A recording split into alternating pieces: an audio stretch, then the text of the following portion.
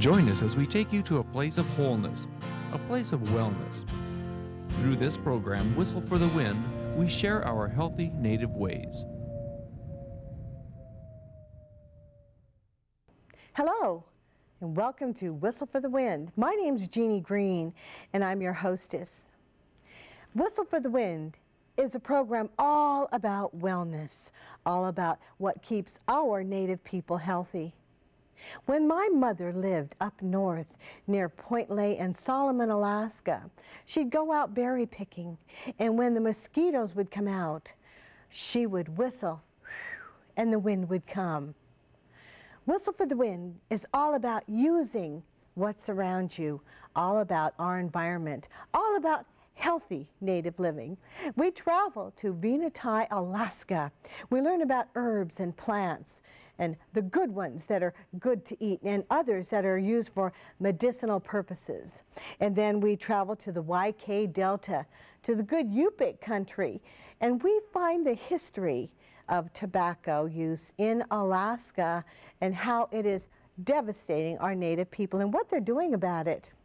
We also visit the Athabascan village of Nondalton, Alaska, and learn about healing from within.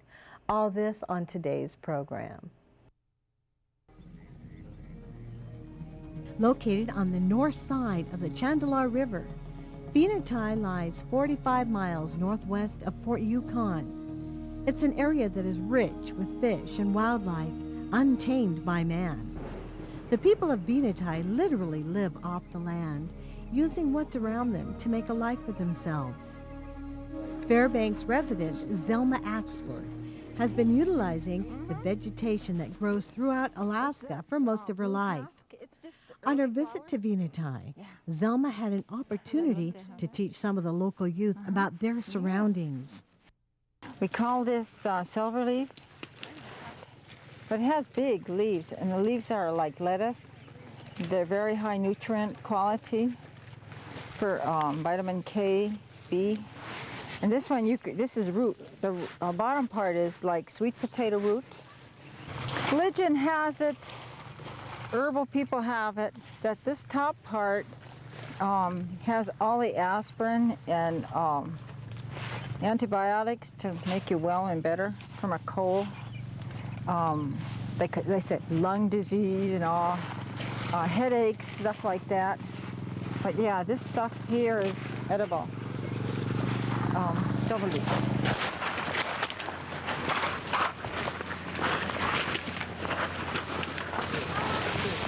This is camas here, and it has white flowers. It's probably the most deadliest plant in North America. That's what they teach me. This stuff here. If a cow accidentally eats it, the cows blow up. Or horses. Spruce are edible for people. And early spring, these make good salads, high in vitamin B, and really need it for your body to stay healthy. If you lack the green food in your body, then you're susceptible to sores, your face breaks out, stuff like that. So you really need basic green food. You could read about it in history. Back in the Civil War, they got all kinds of tons of leaves like this and put it in wounds, and it basically cleaned out the wound plus healed it without any pus or infections. So you just eat it like this? So tell me what that is again. Huh? Tell me what that is again. I missed it. Willow, just willow leaf. Real dingy. Real And good salad. Good solid stuff. Try it. Come on. You're not gonna die. Here. Come on, let's take a bite. I can't see. I don't see anything else in there. So funny. Turn into a moose when you. This here is soapberry. Soapberry has a bitter red fruit on it. Try a little bit out. I think we have the interior Indians have enough berries that they don't have to use this. But Clinkets highly approve the soapberry bush. The berries on there. They whip it up and make it frothy, white stuff, and add sugar or something, and that's their stuff they serve at their potlatches. Sort of like a medicine dish for them. But some of our older trappers and stuff were able to live off this for 3 months at a time if they got lost or something. And it was a good diet. The bark, they peel the bark of the tree, and they could eat the inner cambium, and that's digestible for your system. It helps keep you alive. The ladies who used it were able to live longer and happier, ache-free from rheumatoid or arthritis pain. It's when you get crippling arthritic pain and it cripples your joints and makes your joints swell up in your hands and hips and knees. It's important that they know what's around them, their environment, because it's part of their history, and they're going to make use of this land. They have to know some of its value. The trees, how long they live. For example, the spruce trees live maximum 125 years. The birch lives 75 years. And stuff like that are going to be useful to them in their lifetime when they decide on using the land and its sustainability.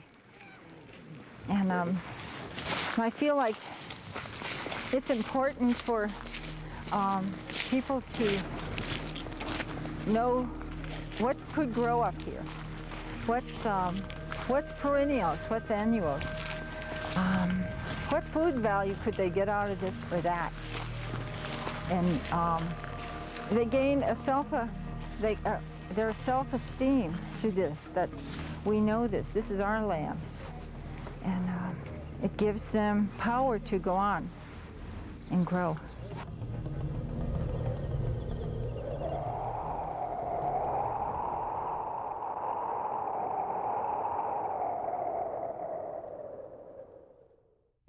With the introduction of Western civilization came the introduction of tobacco use, with many of our native people dying from cancer and other tobacco-related illnesses. We are finding that tobacco is something that we can live without.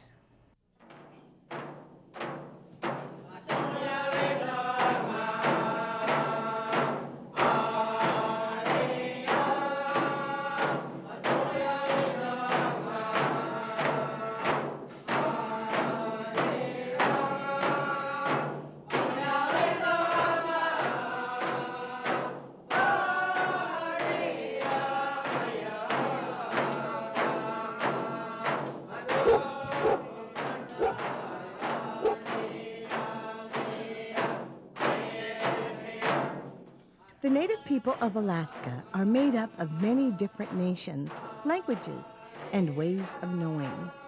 They all share one thing: survival in the rugged conditions of this great land called Alaska.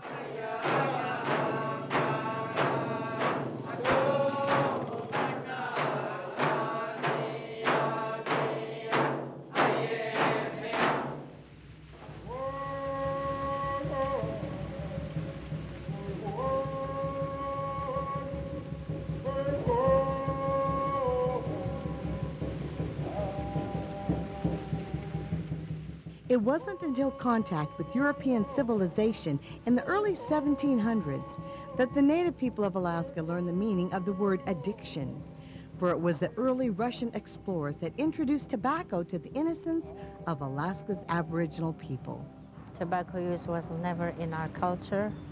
Our ancestors never used tobacco. It was unknown to them. It was introduced by explorers in the early 1700s. And by the late 1700s, Alaska natives were addicted, and they could ask for tobacco by name. That's what one of the explorers wrote. And from the logs of English explorer Robert F. Spencer was written, nearly everyone used tobacco in some form, including the children. Besides smoking, many chewed the leaves. Explorer Captain Beechey wrote, the northern Eskimos generally smoked a short pipe, while some to the south of Bering Strait chewed tobacco, and the St. Lawrence Islanders took it as snuff. Countless other logs of explorers explain how tobacco was commonly used as means of trade, payment, and reward. Today, however, tobacco has evolved into a social function, with children of all ages using tobacco regularly. To many of the people of rural Alaska, tobacco, in many forms, has been accepted into their culture.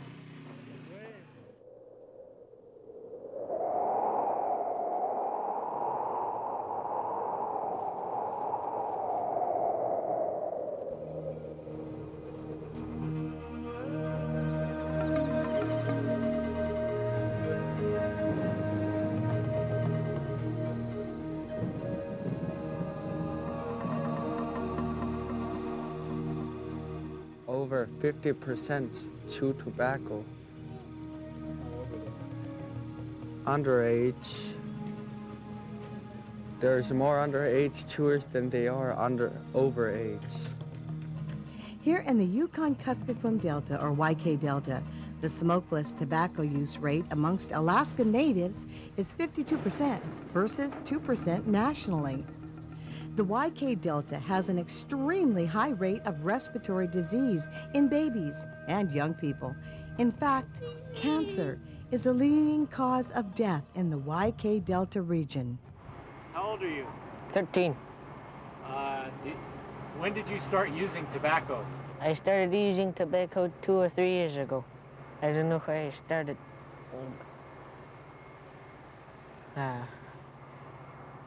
When I tried tobacco the first time when I think I was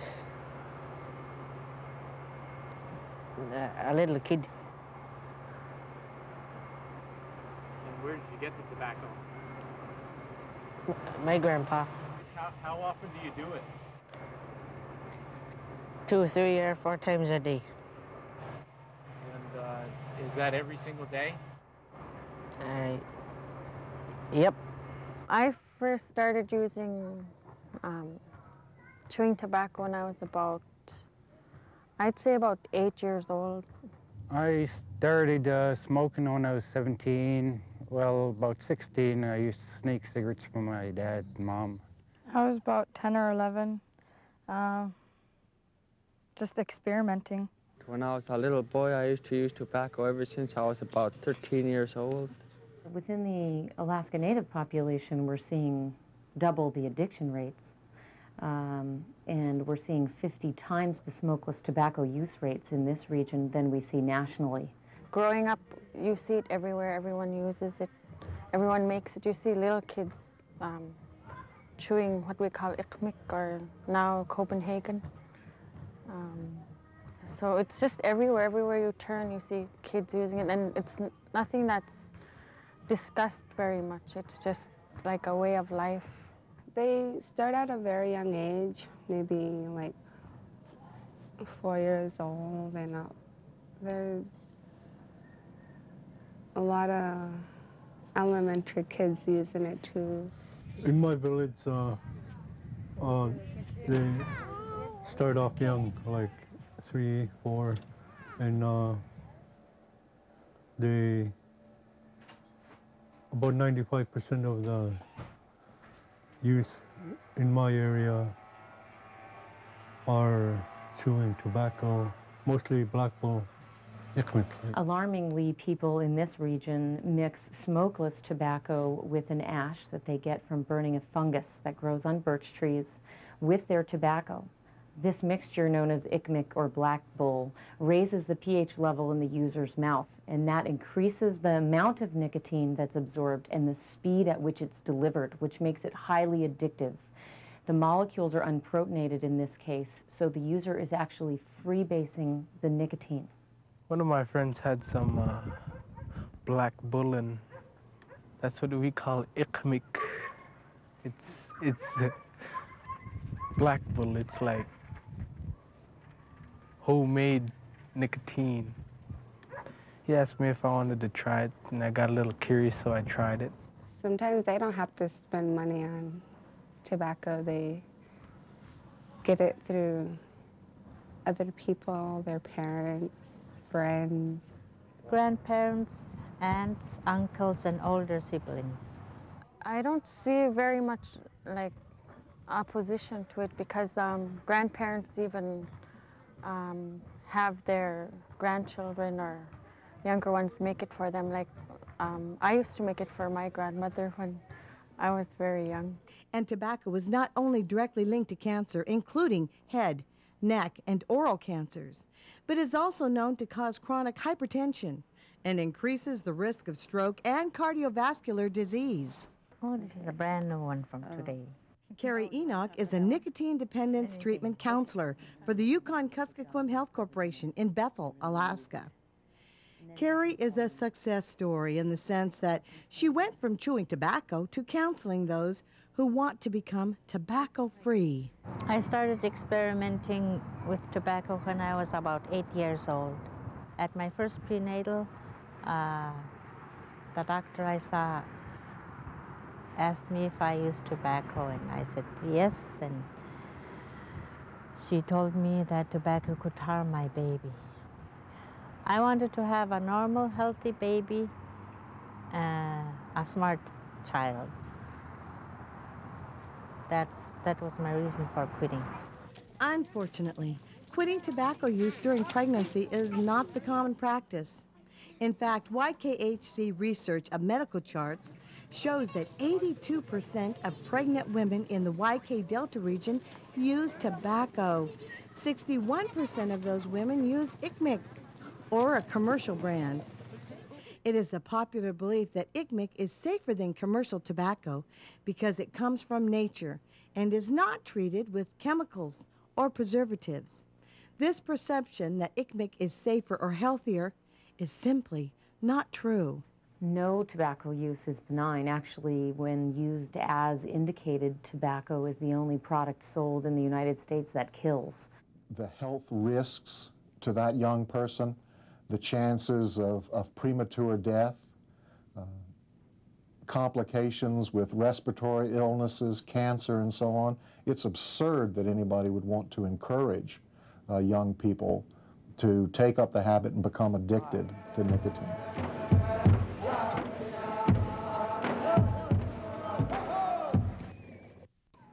In the past, the illegal sale of tobacco products to minors fell primarily in the laps of store owners. But nowadays, with the realization of the enormously devastating effect tobacco has on health, it is becoming clear that the responsibility of keeping tobacco away from the kids belongs to the communities, to the store owners, the moms and dads, the grandparents, our elders, the ones who should know better. Let's understand the responsibility that the business person has.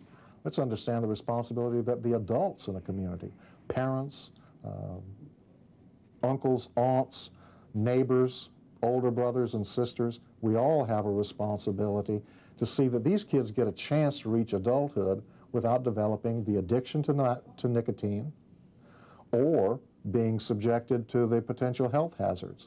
And it's also a responsibility that law enforcement in these rural villages is working to take control of. Here in the police department, we do cite minors in possession of tobacco. If we see them smoking, we do cite them. If we find out that they're chewing, we do give them the citations. But handing out citations is only one small part of a bigger answer to the problem at hand. Understanding the very real and very frightening health consequences of tobacco use is the prevention medicine for this addiction that has stolen the vitality of the native communities of rural Alaska. Well, the first thing that we need to do is we need to start educating the kids. I mean, not just sticking a 1-hour class every year on tobacco use. I mean, started from, Head Start, kindergarten, first grade. Started when they're young so that when you teach it to them, they remember.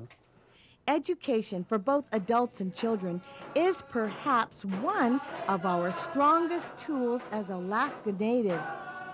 It will take time and patience, but with the dedication of our elders, adults, youth, and agencies, together we can return abstinence from tobacco to tradition.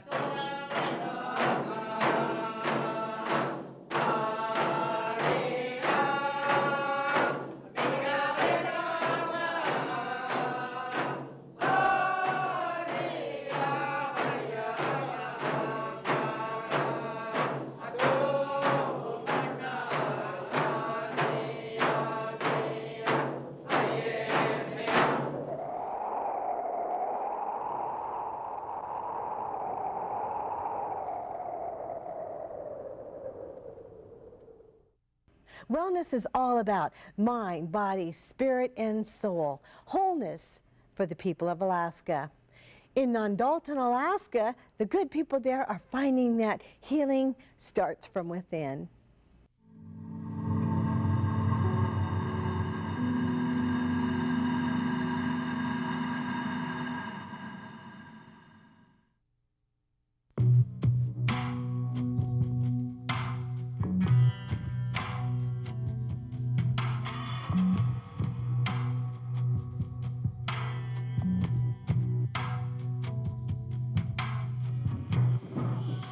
Lots of times I drank in Anchorage, didn't have no place to go. I see my own people come from the village here, go into town. They didn't know me because I was a drunk. They didn't know me because I was a drunk.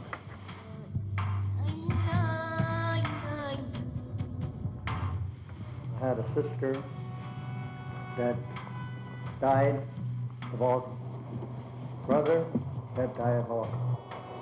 Another brother that died of alcohol. All these three brothers and sisters died of alcohol related. You think that made me feel good? You think that made me feel good? All these three brothers and sisters, you think that made me feel good?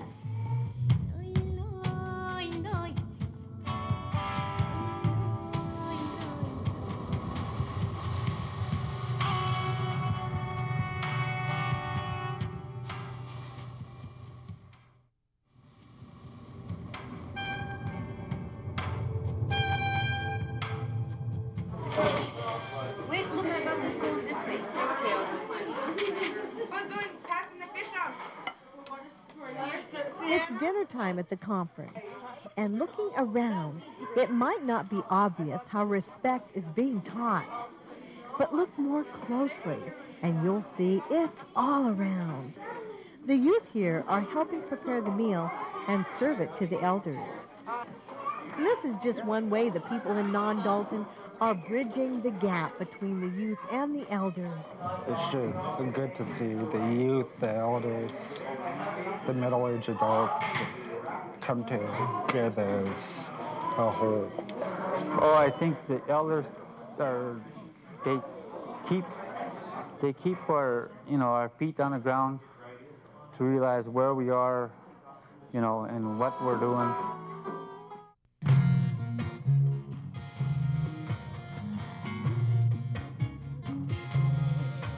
Based on the work the National Park Service has done at the Kejik National Historic Landmark, which the Dena'ina people have lived in this area for thousands of years. An archaeologist from the National Park Service even came to the Wellness Conference to speak about some of the things they are finding at old village sites in the area. Kiefer Creek and Mosquito, that's considered at this point the ancestral lands of the Dena'ina people. Pete, old man Fija Del Kitty and his wife, I think Olga, and then is that Mary Balluta? I believe so. And this is at Old Nondalton, and they were from the Mulchatna villages as well. But finding your roots goes beyond where people lived.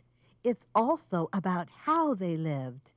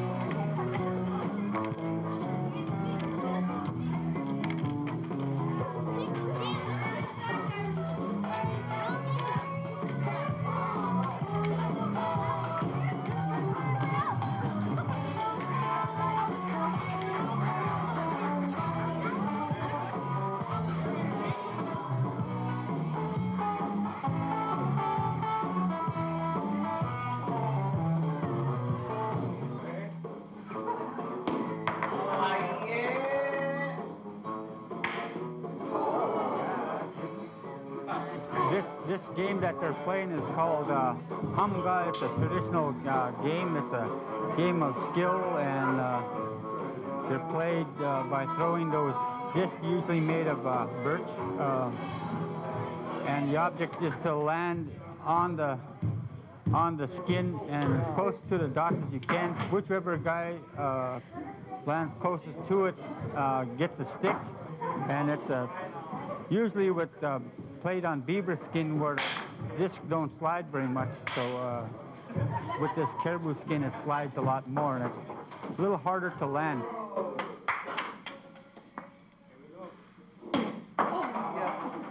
It's over hundreds of years old. It's a traditional game. Well, they call it flat game. It's sort of a Indian game they played every, especially when it's freezing up. They got nothing else to do but wait for freezing. Well, they play that game during the day. And in the springtime, during the break-up time, they have no place to go because the ice is breaking up, and they're waiting for boating or canoeing. They play that game.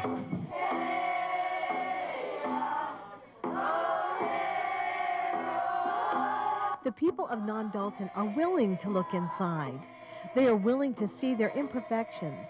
They are willing to talk. One weekend is nothing compared to the centuries the Dena'ina have walked this land.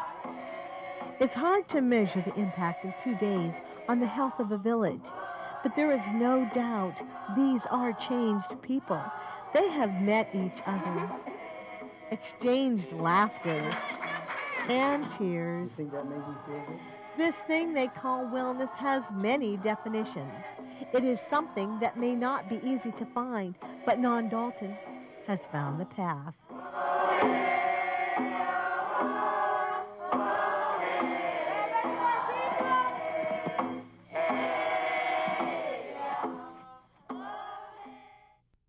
Thank you so much for taking the time to visit with us on Whistle for the Wind.